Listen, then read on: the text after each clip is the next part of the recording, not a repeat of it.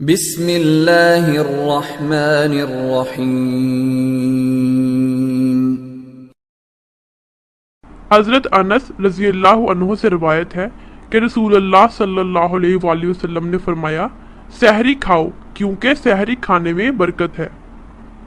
روزہ رکھنے کی نیت کی دعا یہ ہے: وَبِصَوْمِ غَدٍ نَوَيْتُ مِن شَهْرِ رَمَضَانَ، اور میں نے ماہ رمضان کے کل کے روزے کی نیت کی۔